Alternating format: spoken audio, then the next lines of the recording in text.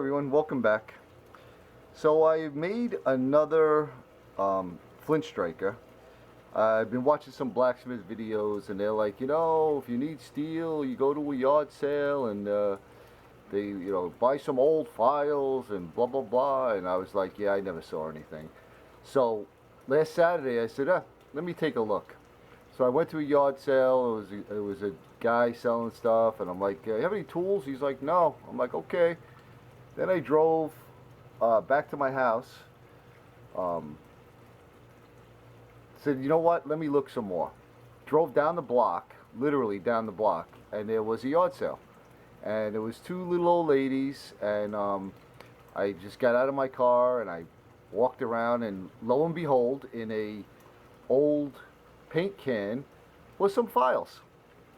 So I got 3 files and an old socket chisel for $1. So I decided to make another fire striker out of a file. It's pretty much the same as the Viking one I made, except it's bigger and it's a thicker material. So this was made out of this lathe tool, and this one was made out of this file right here.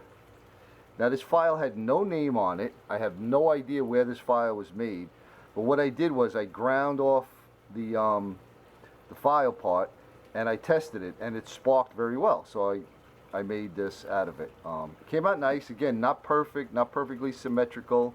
This one I left as forged. It's a pretty clean forging, I think, anyway. This one I finished it off, did a little sanding and stuff on it. This one works great. This one's the first one I ever made. Actually, this one's the first one I ever made. This is just a file that was just cut off and ground. This is the second one I made.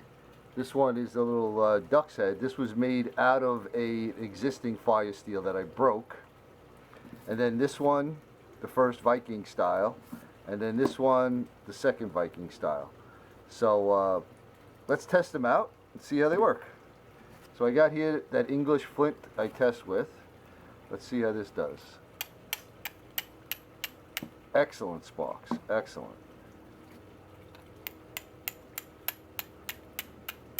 Same there. Same there. So they all work great. A lot of mistakes that I see is people don't hold the flint correctly. You should really hold it at like a 45-degree angle, because you got to remember you're pulling material off of the end. Steel is actually coming off of this. That's what's making those sparks.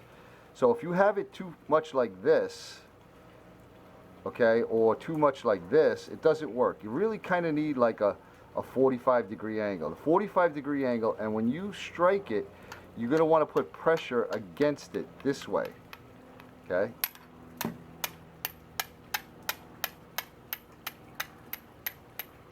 And that's how you get your sparks.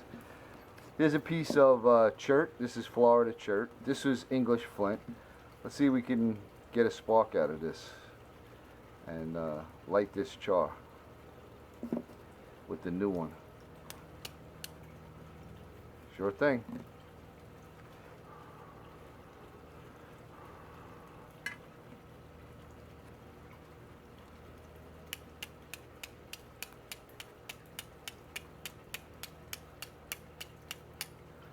Throw some serious sparks.